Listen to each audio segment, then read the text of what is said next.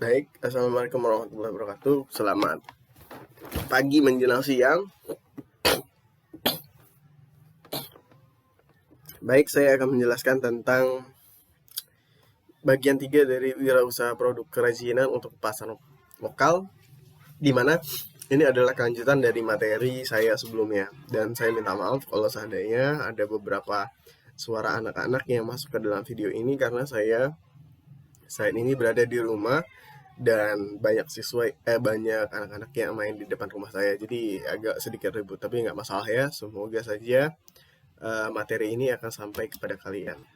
Baik, kemarin saya sudah menjelaskan di bagian A. Sekarang kita masuk ke bagian B, perancangan dan produksi. Mencari ide produksi dengan curahan pendapat. Cara yang dapat dilakukan adalah melalui curah pendapat atau brainstorming yang dilakukan dalam kelompok. Jadi kalau seandainya nggak ada kelompok, ya nggak bisa mencurahkan hati kamu. Masa curhat dengan diri kamu sendiri, kan nggak mungkin ya.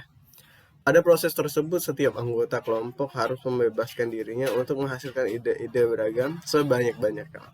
Walaupun ide tersebut tidak masuk akal, jadi catat aja ide-ide yang tidak masuk akal tersebut. Walaupun ide tersebut tidak masuk akal, kunci sukses dari tahapan ini adalah kelompok adalah jangan pernah ada perasaan takut salah. Walaupun salah, sampaikan saja idenya. Saya pengen buat ide pembuatan apa misalnya yang nggak masuk akal gitu. Saya nggak bisa jelasin. Tapi kalau seandainya ada contoh, silahkan masukkan ke silahkan catatkan komentar kalian di bawah video ini. Nanti komen tersebut akan menambah nilai dari mata pelajaran kalian di mata pelajaran saya. Ya, nantinya nilai tersebut akan ditambahkan ke nilai rapot kalian sebagai nilai keaktifan kalian. Nah, seperti itu. Nantinya ide-ide tersebut nanti akan kita saring dan dapatlah ide terbaik ya. Kemudian harus rasional. Rasional adalah proses mengevaluasi ide-ide yang muncul dengan beberapa pertimbangan teknis. Pilih ide-ide yang dianggap baik dan potensinya untuk membuat produk kerajinan untuk pasar lokal.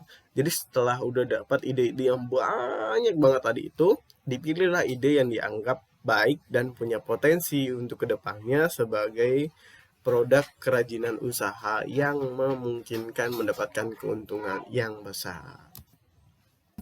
Kemudian prototyping. Sketsa ide yang dibuat pada tahap-tahap sebelumnya adalah format 2 dimensi, artinya hanya digambarkan di bidang datar. Nah, itu sketsa ide yang dibuat pada tahap-tahapan sebelumnya adalah format 2 dimensi. Selanjutnya baru kamu buat barangnya. Studi model dapat menghasilkan 3-5 buah model. Penetapan desain akhir dapat dilakukan melalui diskusi atau evaluasi. Proses evaluasi menghasilkan umpan balik yang bermanfaat dalam menentukan desain akhir yang terpilih. Setelah udah dapat semuanya, kamu tentukan dari hal tersebut ya desainnya. Ditentukan aja desainnya. Kemudian produk kerajinan untuk pasar. Terhadap tahapan produk secara umum dibagi menjadi bahan dan pembahanan. Bahan atau pembahanan, pembentukan, perakitan, dan finishing. Ingat, tahap produksi secara umum dibagi atas pembahanan, pembentukan, perakitan, dan finishing. Ada 4. Kalau kamu nggak jelas, kamu bisa cari di materi kelas 1. Ada diagramnya, silahkan dipelajari karena mata pelajarannya hampir mirip. Secara umum, material padat dapat dikelompokkan menjadi material solid dan material tidak solid atau lembaran dan serat. Kalau seandainya kulit jagung itu lembaran. Kemudian kalau serat itu lebih ke kayu atau kertas atau semacamnya. Finishing dapat berupa penghalusan dan pelapisan permukaan. Kemudian metode produksi dan keselamatan kerja. Ini paling penting. Produksi dapat dilakukan dengan metode tradisional atau modern. Saya jelaskan, metode tradisional satu orang melakukan setiap tahapan produksi. Jadi cuma satu, tapi dia ngerjakan semua tahapan produksi. gitu. Dari pertama pembahanan, perakitan, kemudian apa ya tadi ya? Saya lupa. Pembahanan, pembentukan, perakitan, dan finishing itu dia sendiri. Nah, sedangkan metode modern, satu orang hanya melakukan satu tahapan produksi. Metode ini juga sering disebut dengan metode ban berjalan. Artinya, setiap tahapan tadi kan ada 4 tahapan. Pembahanan sendiri, perakitan sendiri, pembentukan sendiri, finishing sendiri. Jadi ada 4 orang dalam satu metode, dalam satu kegiatan produksi. Contohnya seperti itu ya. Ini sangat penting. Metode produksi dan keselamatan kerja untuk kelancaran produksi juga ditentukan oleh cara kerja untuk memperhatikan 3K. Ingat, 3K adalah kesehatan, dan keselamatan kerja. Itu penting banget dalam sebuah metode, sebuah produksi. Jangan sampai tidak mementingkan kesehatan, tidak mementingkan keselamatan kerja. Kesehatan itu jangan sampai kamu ngepul banget buat produk ini, atau kamu terlalu teledor misalnya untuk keselamatan kerja, jadi mengakibatkan kematian. Biasanya banyak orang yang seperti itu ya. Jadi harus diutamakan kesehatan dan keselamatan kerja.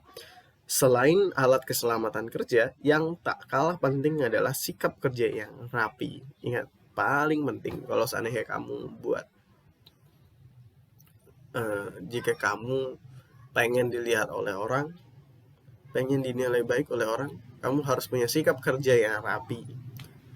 Bukan hanya badan kamu yang rapi, tapi juga siap kesikapan kerja kamu yang rapi. Kamu buat sebuah produk itu nggak acak-acakan gitu, udah tersusun dengan rapi. Orang bakal ngeliat, kayaknya orang ini punya potensi yang baik untuk dipertahankan. Itu intinya ya. Harus hati-hati. Jadi kalau seandainya udah masuk ke teknik produksi itu harus hati-hati, nggak boleh teledor sama sekali. Karena saya pernah lihat video ada orang teledor sedikit saja. Pada saat mesin penggilingan, baju dia itu kesangkut di mesin. Akhirnya dia tergilas. Itu ngeri banget videonya. Jadi benar-benar harus hati-hati, harus teliti, jangan sampai nggak teliti gitu loh, dengan barang-barang yang kecil yang tidak terlihat tapi punya potensi untuk merusak. Itu juga harus dilihat. Penuh konsentrasi, jangan sampai kamu pas lagi ngerakit gitu ngelamun. Akhirnya ini untuk keselamatan kerja untuk yang bagian yang udah tinggi banget gitu loh. Tapi untuk yang usaha kecil juga harus mencerminkan seperti ini. Jangan sampai usahanya udah besar kemudian tidak menerapkan 3K, kesehatan dan keselamatan kerja. Sikap tersebut akan mendukung kesehatan dan keselamatan kerja kamu. Kemudian kelancaran produksi juga ditentukan, ini udah tadi ya, kemasan sebagai bagian penting dari kerajinan. Ini saya udah jelasan di kelas 1 dan kelas 2. Kemasan produksi berfungsi untuk melindungi produk dari benturan atau cuaca, serta memberikan kemudahan membawa barang.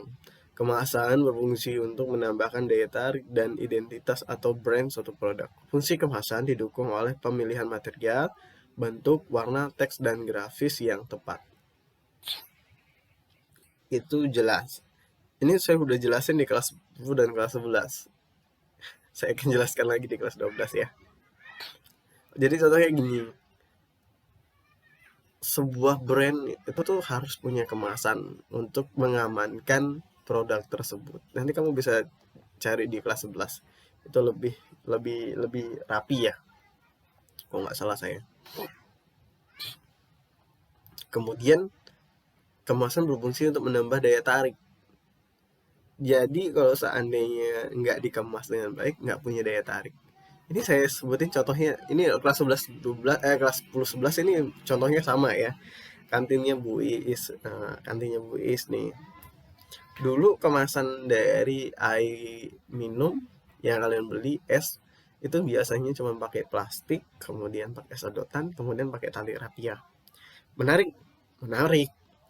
Tapi tiba-tiba Bu Iis buka kantin dengan kemasan yang baru gitu loh, inovasi baru. Walaupun esnya juga baru kan.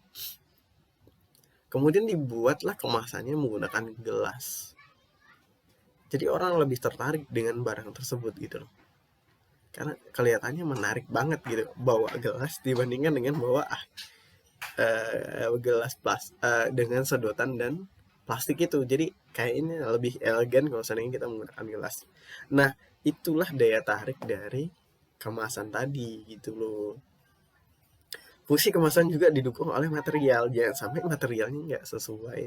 Kelas 11 itu materialnya terbagi atas 3. Yang pertama material kayu, yang kedua plastik, yang ketiga itu saya lupa. Yang ketiga itu apa ya?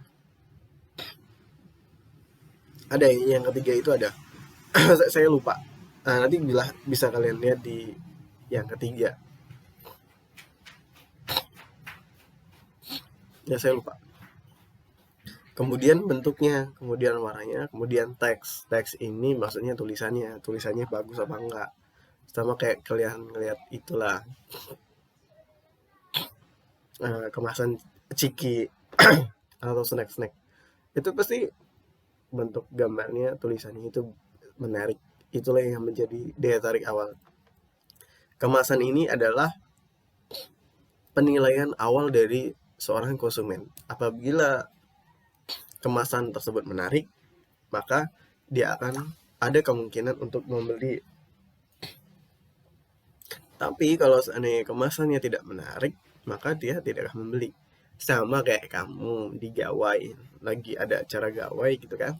Kamu ngeliat cewek, penampilannya menarik banget. Nah, kamu pasti deketin, ya kan? Atau misalnya cowok ganteng, rapi, pasti yang cewek itu tertarik sama dia gitu loh. Tapi beda kalau seandainya tampilannya amburadul, kamu pasti nggak tertarik sama dia walaupun dia datang ke kamu. Sama kayak kemasan, istilahnya seperti itu ya kalau dimasukkan ke kehidupan sehari-hari. Kemasan produksi kerajinan berfungsi melindungi produk dari debu, dari kotoran, serta memberikan kemudahan distribusi. Iya, kalau seandainya untuk makanan, kalau seandainya nggak dikasih kemasan, pasti bakalan banyak debu, banyak kotoran, dan tidak membuat kemudahan pada distribusi. Kemasan yang melekat pada produk disebut sebagai kemasan primer. Dicatat ya, kemasan yang melekat pada produk itu disebut dengan kemasan primer. Kemasan sekunder adalah berisikan beberapa kemasan primer yang berisi produk. Contohnya seperti ini. Kamu pernah beli Indomie kan? Nah, Indomie kalau yang plastiknya itu dinamakan kemasan primer. Kemudian kemasan sekunder itu adalah kardus dari Indomie tersebut. Nah, itu yang dimaksud dengan kemasan sekunder. Kemudian kemasan untuk distribusi itu disebut dengan kemasan tersier. Maksudnya seperti truk kontainer. Nah, itu dimaksud dengan kemasan tersier. Jadi itu yang udah distributor yang Atau kalau enggak misalnya gini, seorang distributor beli 6 kardus. Nah, kemudian dibungkus lagi. Nah, itu kemasan sekunder. Contohnya seperti itulah. Itu lebih nyamannya seperti itu. Oke.